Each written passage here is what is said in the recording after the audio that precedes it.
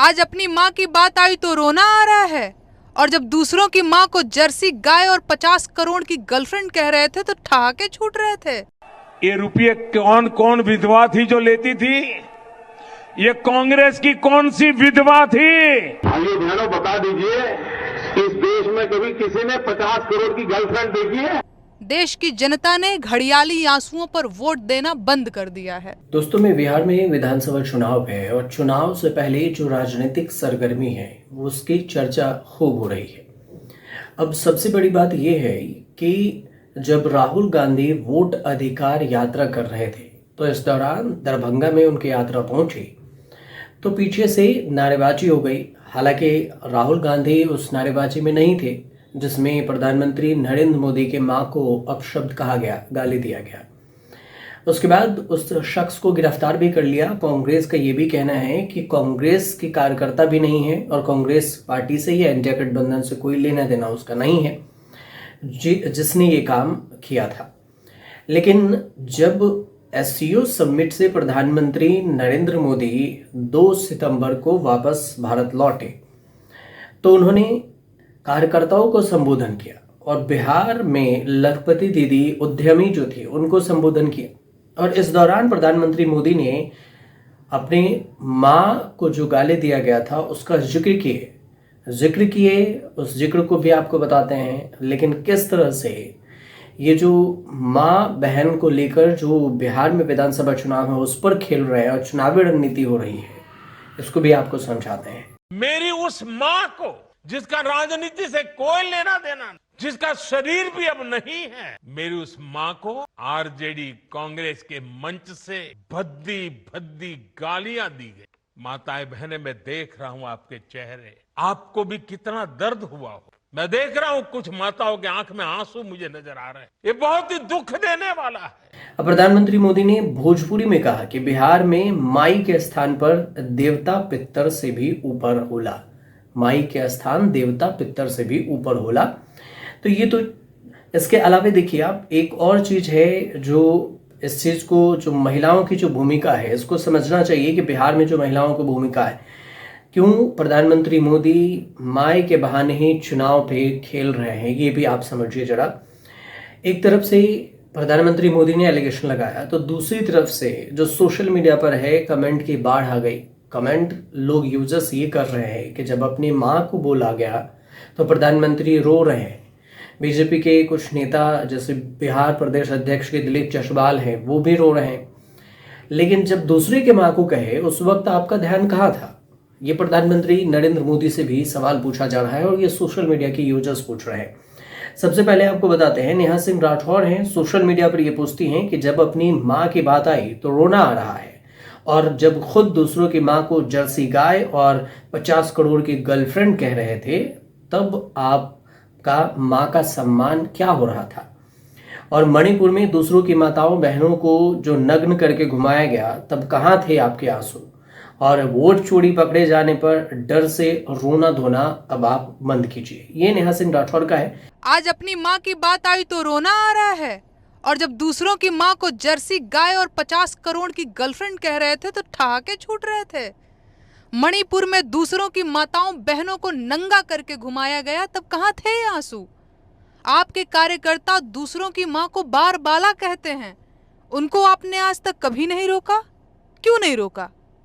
आपकी पार्टी के लोग मुझे लाखों की संख्या में गालियां देते हैं, क्या मेरी मां नहीं है? एक और यूजर्स हैं जो ये लिख रहे हैं, कह रहे हैं कि उल्टा चोर कोतवाल को डांटे।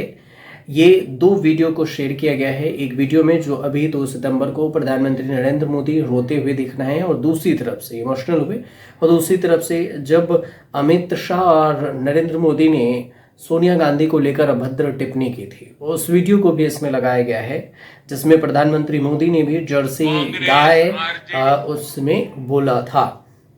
तो इसकी भी ज्यादा चर्चा है। अब दूसरी बात समझना जरूरी ये है कि जो महिलाओं की भूमिका है, अब महिला पर ये पूरे जो पॉलिटिक्स है, राजनीति है, वो आकर अटक गई है। तो इसमें जो महिलाओं की भूमिका है बिहार में उसको समझना जरूरी है। आंकड़े जो बताते हैं कि 20 साल में बिहार में महिलाओं ने एनडीए को जमकर वोट दिया है। ये सिर्फ एनडीए कहें तो नीतीश कुमार ने जब जब वोट की बारी की तो उसे महिलाओं ने दिल खोल कर वोट दिया। पिछले करीब 20 साल में देखें तो बिहार में मुख्यमंत्री नीतीश कुमार हैं और ज़्यादातर जो योजनाएं हैं महिला को फोकस कर ही नीतीश कुमार ने चलाया है। इसके अलावा देखें तो इसका जो फायदा है उन्हें सीधे तौर से चुनाव में भी हुआ है और चुनाव में इसका फायदा हुआ और इसी को सेंट्रिक नीतीश कुमार भी रखते हैं, एनडीए भी रखता है।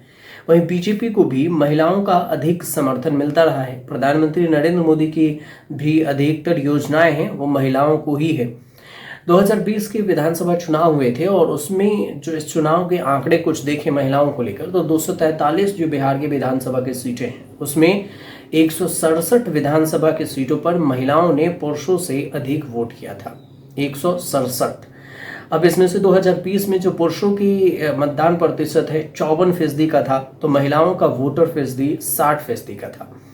उत्तर बिहार में महिलाओं की जो वोटिंग है वो 56% और 41% महिलाओं की एनडीए गठबंधन को वोट दिया था, जबकि 31% महिलाओं ने महागठबंधन को वोट दिया था। यहीं पर एनडीए को 125 सीटें हासिल हुई थी और जो कि बहुमत का आंकड़ा 122 है। यानी कि आप आंकड़े से समझ सकते हैं कि बहुमत के आंकड़े कि किस तरह से करीब महिलाओं ने एनडीए को सपोर्ट किया। 2015 में भी कुछ इसी तरह के समीकरण बने थे जिसमें पुरुषों ने 50% तो महिलाओं ने 60% वोटिंग की थी।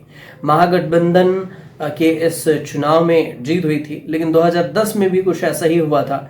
तो इसमें भी देखें तो पुरुषों की जो वोटिंग थी 51% थी और महिलाओं की 54% वोटिंग थी। तो ये तो हमने आपको चुनावी आंकड़े बता दिए। अब आप समझिए कि पीएम मोदी के जो मां को गाली दिया गया और मां की वजह से ही एक खास रणनीति तैयार कैसे हो रही है इसको भी आपको बताते हैं। जिस तरह से ये कह रहे हैं प्रधानमंत्री मोदी कि अपन मां के अपमान पर आरजेडी और कांग्रेस ने भले ही अब माफ कर दूं लेकिन बिहार की जनता माफ नहीं करेगी। मतलब कि हमारे मां को गाली दिया तो हम भले ही माफ कर देंगे लेकिन बिहार की जनता इन आरजेडी और कांग्रेस को माफ नहीं करेगी। अब इस मुद्दे पर जो विरोध है और इस मुद्दे की जो राजनीति है इसको समझना जरूरी है, क्योंकि इसमें अब पूरे बिहार को शामिल कर दिया गया है। तो इससे समझिए कि किस तरह से एनडीए इस पूरे खेल को समझ रही है और खेलना चाह रही है। जो बैठक किया गया उसमें 5 चर्चाएं हुई 5 मुद्दे को लेकर। सबसे पहला है कि संगठन के स्तर को बनाए रखने की, एनडीए के बैठक की बात करें, संगठन के स्तर को बढ़ाए रखने की। दूसरी तरफ है महत्वपूर्ण राजनीतिक मुद्दों की चर्चा और तीसरी है कि आपस में समन्वय मतलब बयानबाजी आपस में ना करें और चौथी बात है कि जमीन पर से फीडबैक लेनी होगी। पांचवी बात है सरकार के प्रदर्शन पर चर्चा करें ताकि लोगों को पता चले कि सरकार ने कितना काम किया है। अब सीमांचल में खास करके जो बीजेपी की जो नज़र है वो सबसे ज़्यादा है सीमांचल वाला जो एरिया है, ये है सीमांचल वाला अररिया है, पूर्णिया है, कटिहार है, किशनगंज है। इसमें से 30 सीटें बीजेपी की नज़र पर है और इन सारी सीटों पर इंडिया गठबंधन की भी नज़र है। और तभी वोट अधिकार यात्रा मिथिलांचल, सीमांचल, अवध, मगध इन सबको मिलाकर उन्होंने जो बेल्ट है और सटा हुआ एरिया है उन सब पे भी उन्होंने किया है यात्रा, वोट अधिकार यात्रा इंडिया ने। अब एनडीए के कार्यकर्ता भी 30 सीटों पर बाकी दबदबा बनाए रखने हैं। अब 15 सितंबर को पूर्णिया में जो रैली है उसमें भी चर्चा होनी है। प्रधानमंत्री मोदी भी इसमें रैली में होंगे और 30 सीटों पर नजर होगी। जो बीजेपी की जो है कटिहार है, पूर्णिया है, अररिया है, किशनगंज है, इन सबको मिलाकर देखें तो इसमें 30 सीटें आती हैं।